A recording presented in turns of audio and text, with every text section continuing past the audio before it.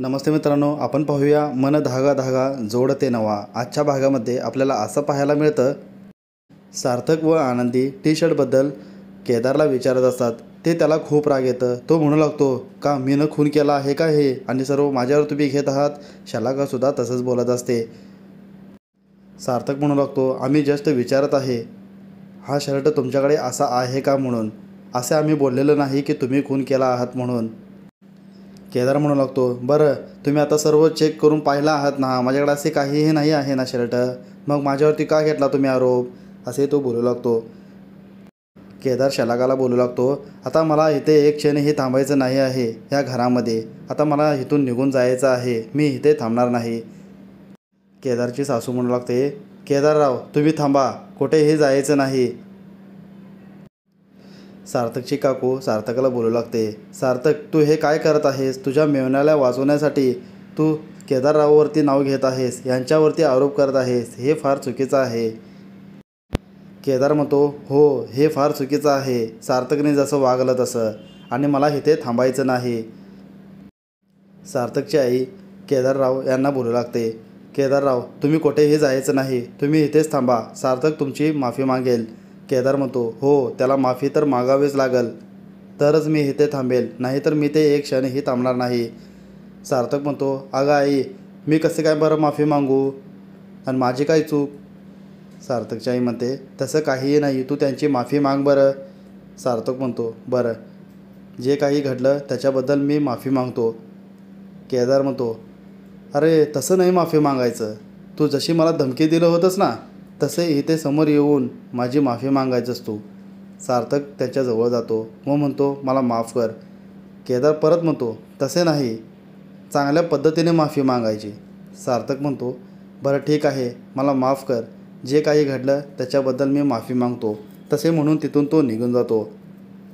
इकडे आनंदी मनातल्या मनात म्हणू लागते, हे सर्व माझ्यामुळे घडलं, सार्थक यांना केदार त्यांची माफी मागावी लागली, हे सर्व माझ्यामुळे झालं, असे म्हणून ती रूममध्ये जाते व सार्थकला बोलू लागते, आज माझ्यामुळे तुम्ही त्यांची माफी मागितलं।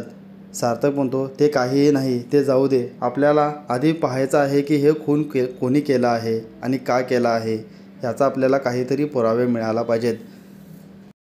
आणि मला तर नक्कीच वाटतं मनोजने हे खून केलेलं नसावं, आणि त्याच्यासोबत कोणीतरी आहे। पिवळा शर्टसुद्धा आपल्याला त्याच्यामध्ये दिसला आहे, त्या नक्कीच कारमध्ये दोघेजणं कोणीतरी होते।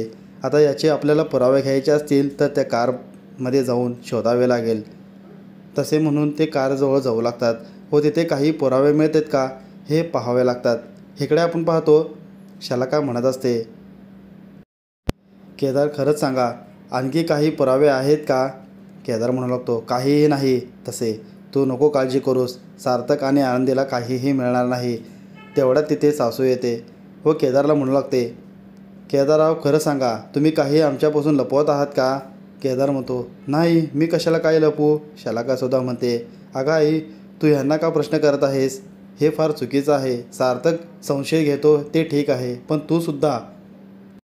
केदारची सासू म्हणते, मी फक्त विचारत आहे, आणि केदार इतकं घाबरल्यासारखं का दिसत आहे मला, तुम्ही नक्की काहीतरी लपवत आहात का माझ्यापासून, हे पहा, तसे काहीतरी असेल तर मी तुम्हाला वाचवू शकणार नाही, काय असेल ते आत्ताच सांगा, आत्ताच काहीतरी आपल्याला करता येईल। केदार आणि शलाका म्हणते, तसे काहीही नाही। केदार म्हणतो, बघितलंच का शलाका, असं असतं, सर्व लोक माझ्यावरच संशय घेत आहेत, मला काय येथे थांबायचं नाही, असे म्हणून तो निघू लागतो। सासू म्हणते, केदारराव तुम्ही थांबा, फार काही ढोंग करायची गरज नाही आहे, आम्ही फक्त विचारत आहात तुम्हाला काय झालं आहे म्हणून। इकडे आपण पाहतो, आनंदी व सार्थक ते दोघेही कारजवळ गेलेले असतात व पोलिसांना चौकशी करत असतात व म्हणत असतात की आम्हाला कारमध्ये काहीतरी पाहायचं आहे, काही पुरावे मिळतील का शोधायचं आहे। पोलीस म्हणतात, हो मी तुम्हाला देऊ शकतो, पण जास्त वेळ नाही, 10 मिनटं तुम्ही शोधू शकता। आता सार्थक कारमध्ये शोधू लागतो, त्याला ब्रेकजवळ एक पेपर सापडतं, त्याच्यावरती पायाचे ठसे असतात व एक नाही 2 माणसांच्या पायाचे ठसा असतात। ते तो पोलिसांना दाखवतो व म्हणतो, हे पहा इथे काय आहे। सार्थक पोलिसांना सांगू लागतो, हे पहा ह्या पेपरवरती एका माणसाच्या पायाचे ठसे नाहीत, तर 2 चप्पले दिसत आहेत मला, म्हणजे इथे नक्कीच 2 माणसे आले असतील। पोलीस म्हणू लागतात, हो हे आमच्या डोक्यात का बरं आलं नसेल, आम्ही नक्की शोध घेऊ आज दुसरा माणूस कोण आहे तो. सार्थक व आनंदी दोघेही घरी येतात व ती बोलत असतात, आपल्याला तर एक पुरावा आता गाडीमध्ये मिळाला आहे. आता ते पायाचं ठस कोणाचे आहेत काय आहेत हे आपल्याला शोध घ्यावा लागेल आणि तो मिळाला तर फार चांगलंच होईल आपल्याला. इकडे केदारला स्वप्न पडलेलं असतं की त्याला पोलीस नेत असतात. तो रात्रीच ओरडू लागतो, मला वाचवा वाचवा असे तो बोलू लागतो. शलाका उठते व म्हणते, अहो काय झालं आणि काय करत आहात तुम्ही हे. केदार उडतो व म्हणतो, अगं मला स्वप्न पडलं होतं फार वाईट, पोलीस मला घेऊन जात होते. शलाका बोलू लागते, बरं तुम्ही आता शांत राहा, मी तुमच्यासाठी पाणी घेऊन येते. तसे म्हणून ती खाली येत असते व सार्थकचं व आनंदीचे बोलणे ऐकते की पायाचे ठसे कोणाचे तरी आहेत. ते ऐकून हातातला तांब्या ती खाली टाकते. सार्थक व आनंदी विचारू लागतात, अगं काय झालं, इतकी का घाबरल्यासारखी दिसत आहेस. शलाका म्हणू लागते, काहीही नाही, मी पाणी आणण्यासाठी इथे आले होते आणि हातातून माझ्या निसटलं. सार्थक सांगू लागतो, आता त्या गाडीमध्ये नक्कीच दोघेजण होते हे प्रूव्ह झालेलं आहे. तिथे मला दोघांच्या पायाचे ठसे दिसत आहेत आणि ते आता आम्ही पोलिसांना जमा करून आलेलो आहेत. आणि शलाका तू सुद्धा काही घाबरू नकोस आणि प्रे कर, तो नक्की कोण आहे तो आपल्याला मिळू दे. हे ऐकून शलाका खूप घाबरते. आता काय व्हायचं आणि कसं व्हायचं असं ती विचार करू लागते. इकडे आपण पाहतो मनूचे वडील रातोरात फाईल घेऊन जात असतात.